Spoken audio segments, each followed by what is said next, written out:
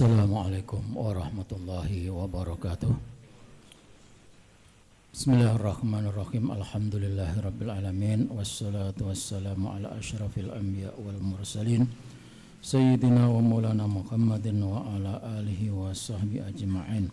Rabbana ighfir lana warhamna wa liwalidina warhamhum kama rabbawna shighara. Allahumma inna ala dzikrika wa syukrika wa husni ibadatik. Allahumma la sahla illa ma ja'altahu sahla wa anta taj'alul huzna idza syi'ta sahla.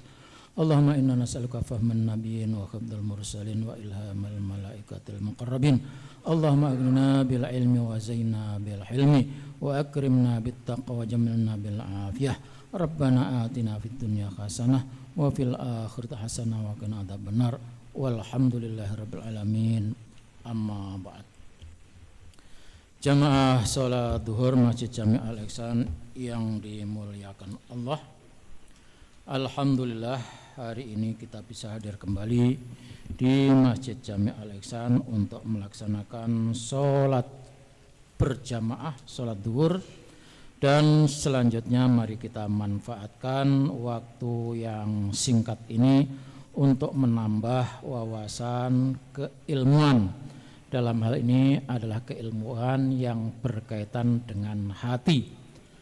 Hati adalah komandan yang ada dalam diri kita. Baik buruknya yang kita lakukan tergantung pada hati kita, maka hati harus dijaga.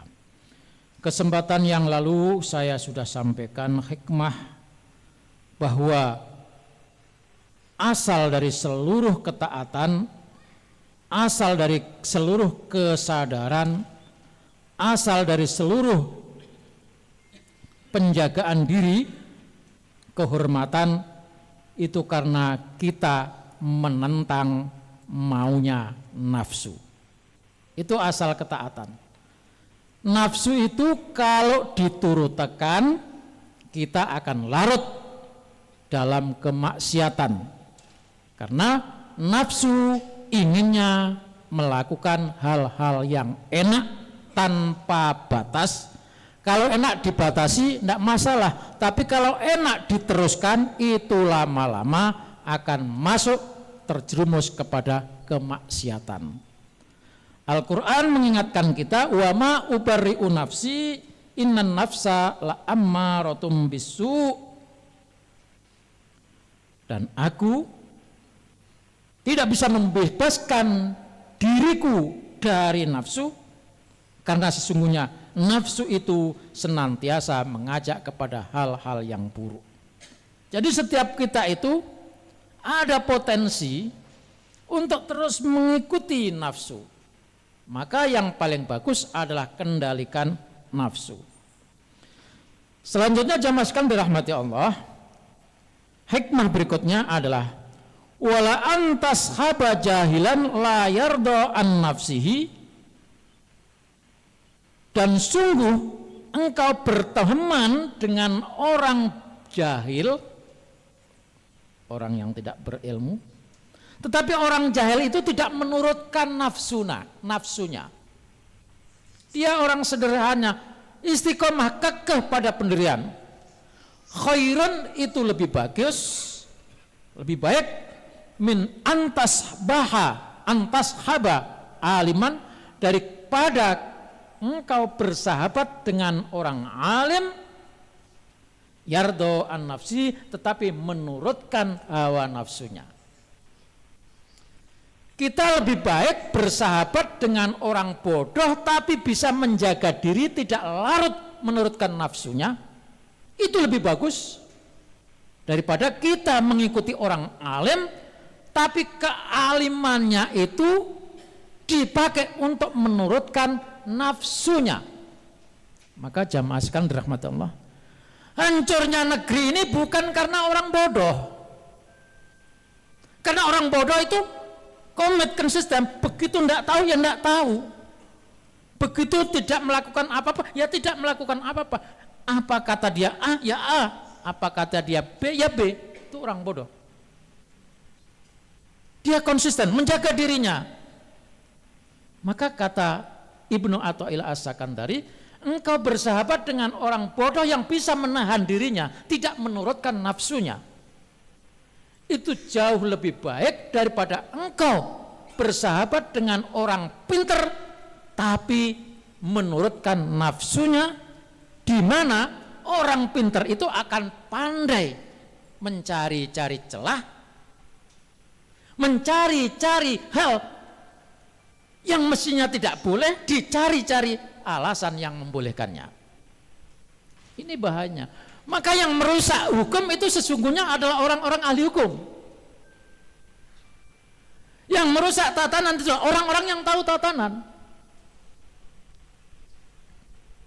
Nah, demi menurutkan nafsunya, dia tahu celahnya. Celahnya tahu. Maka jamaah sekalian, orang pintar, kemarin kita mendengar berita ada BRI, nasabahnya duitnya hilang. Siapa yang orang pintar? Orang bodoh nggak bisa. Kenapa bisa? Karena menurutkan nafsunya. Dan orang bodoh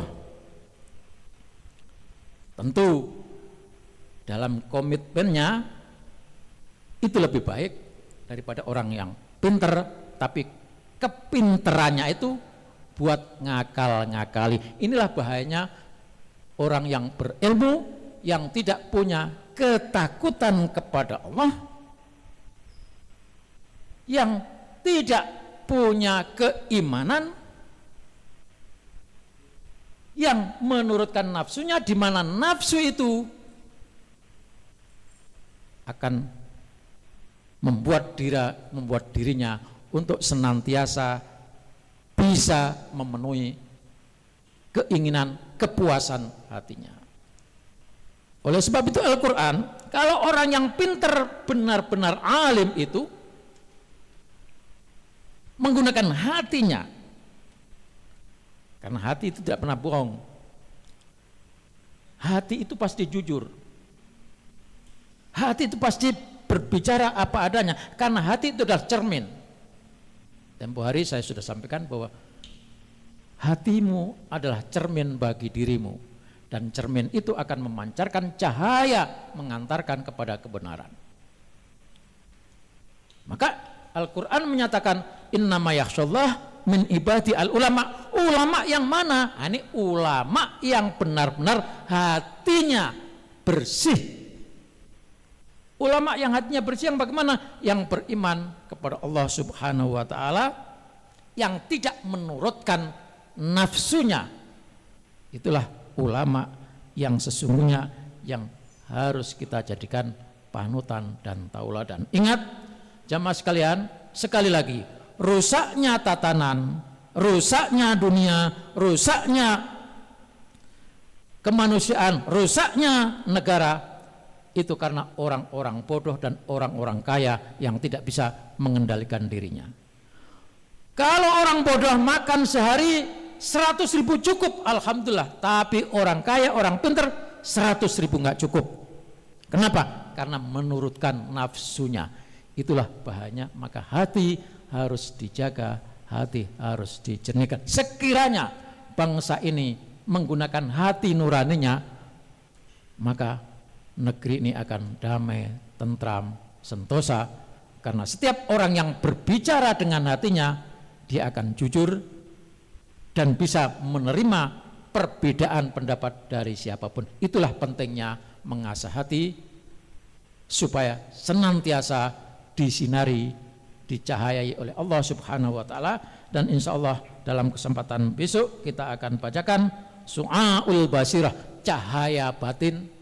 Itulah yang akan mengantarkan kita menjadi semakin dekat kepada Allah Subhanahu wa ta'ala. Demikian, kurang lebihnya mohon maaf. Wallahul muwaffiq ila aqwamit thoriq. Wassalamualaikum warahmatullahi wabarakatuh.